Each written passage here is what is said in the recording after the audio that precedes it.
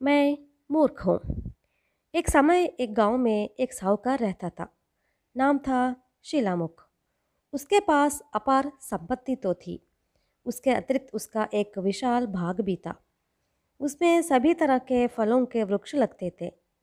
शीलामुख अपने बाग के एक कोने में बनी एक छोटी सी झोंपड़ी में ही निवास करता था। शीलामुख एक नंबर का कंजूस था।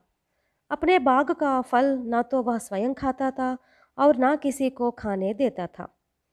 पेड़ों से फलों को तोड़ने के लिए उसने बहुत से नौकर रखे थे। वे फलों को तोड़कर टोकरियों में भर देते। शीलामुख स्वयं उन सबकी बड़ी सावधानी से गिनती करता। एक बार एक मजदूर एक गिरा हुआ आम का फल लेकर चखने लगा। शीलामुख ने उसे झुड़कते हुए कहा, अबे, उस फल का दाम 1 रुपया है और तुम्हारी मजदूरी ½ रुपया है, इसलिए आज तुमको मजदूरी नहीं मिलेगी। ½ रुपया तुमसे मुझको मिलना है। कल आकर मुफ्त काम करोगे तब तुम्हारा कर्ज चुक जाएगा। मजदूर सुबह से बिना खाए पिए काम पर लगा हुआ था। उसने एक सड़ा हुआ आम थोड़ा सा चखकर देखा तो उसकी मजदूरी कट गई। इसलिए शीलामुख की बात सुनते ही वह आग बबूला हो गया। दोनों में बात बढ़ गई और दोनों गालियों के बाद हाथ पाई पर उतर आए।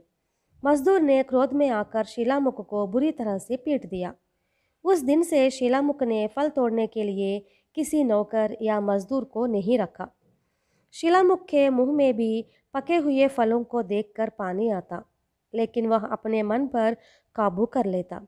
सोचता, एक आम कम से कम 4 आने में तो बिक ही जाएगा। यदि ऐसे कीमती फल स्वयं ही खा लूँ तो मेरी आमदनी घट जाएगी।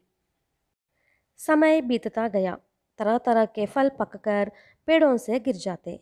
उन्हें उठाकर टोकरियों में रखने वाला फिर कोई मजदूर नहीं आया। शीलामुख भी उन्हें ज़मीन पर गिरकर बर्बाद होते देख चुपचाप रह जाता। जब कुछ लोग मजदूरों से फल तोड़वाने की सलाह देते तो शीलामुख को यही कहता, मैं इतना मूर्ख नहीं हूँ कि मजदूरों पर विश्वास करूँ। फल तोड़ते समय ये सारा फल खा जाते हैं। यदि उन्हें फल की कीमत आधा करने के लिए कहता हूँ तो ये मारपीट करने लगते हैं। ऐसी हालत में मैं मजदूरों को रखकर इतना झंझट क्यों मोल लूँ। एक दिन शीलामुख बगीचे का चक्कर लगाते वक्त वह इस प्रकार हिसाब लगाने लगा, इस बगीचे में कुल कितने पेड़ हैं, किस पेड़ में कितने फल लगे हैं, कितने फल पककर नीचे गिर गए हैं, डालों पर लटकने वाले कुल फल कितने हैं। शीलामुख बगीचे में टहल रहा था। तभी आम की एक डाली पर बैठा एक पक्षी मधुर स्वर में गाने लगा।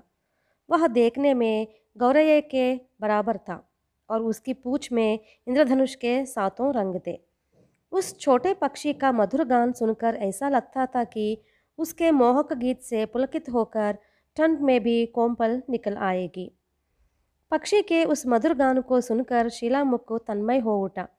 उसने पीछे से आकर उस पक्षी को अपनी मुट्ठी में पकड़ लिया, लेकिन पक्षी ने ना झटपटाते की कोशिश की और ना क्रोध में आकर उस पर चोंच मारने का प्रयत्न किया। शीलामुख, मुझको छोड़ो, मैं तुम्हें लाभ पहुंचाने वाली 3 सूक्तियाँ सुनाऊंगा, पक्षी बोला।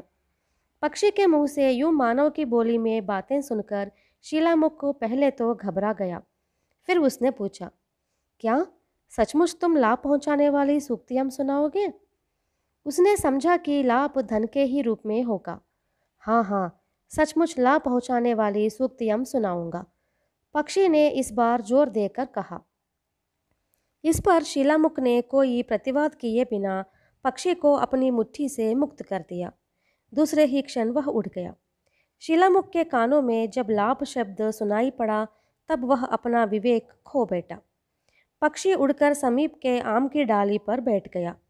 शीलामुख मुंह बाये कान खड़े करके ताकता रहा कि पक्षी के मुंह से न मालूम लाभ की कैसी बातें निकलेगी। पक्षी बोला, लो भाई, कान खोलकर सुन लो, मेरी पहली सूक्ति है। जो नहीं है उसकी चिंता ना करो। क्या मैं इतनी सी बात भी नहीं जानता? ये बातें तो मैंने बचपन में ही किताबों में पढ़ ली थी। तुम्हारी ये बेतुकी बातें सुनूं? मैं कोई इतना मूर्ख नहीं हूँ। शीलामुख ने गुस्से में आकर कहा। शीलामुख, तुम सचमुच मूर्ख हो, वरना तुम इतनी देर तक मुझको अपनी मुट्ठी में रखकर भी यह समझ नहीं पाए कि मेरे शरीर के अंदर एक मन सोना भरा है। पक्षी ने मजाक उड़ाया। एक मन सोना? सचमुच एक मन? उफ, मुझे दुख है कि तुमको मुक्त करके मैंने कैसी भारी भूल की। यह जवाब देकर शीलामुख को पछताने लगा। इस पर पक्षी ठटकर हंस पड़ा और अपने पंख फड़फड़ाते हुए बोला, शीलामुख, तुम सचमुच मूर्ख हो, परम मूर्ख। आखिर तुम कैसे विश्वास कर पाए कि छोटे गौरैये के बराबर मेरी देह के अंदर एक मन सोना भरा रह सकता है? शीलामुख क्रोध में दांत पीस रहा था, लेकिन उसकी परवाह किए बिना पक्षी पुनः बोला, मेरी दूसरी सूक्ति सुन लो। लोग जो कुछ कहते हैं उन सबकी बातों को सच न मानो। यह सूक्ति भी कोई नई नहीं है, मैंने बचपन में पढ़ ली है। इसमें कौन सी नई बात है? शीलामुख ने आंखें लाल पीली करके कहा, तुम ऐसे मूर्ख हो जो यह मानता है कि वह सब कुछ जानता है। अब मेरी तीसरी सूक्ति सुन लो।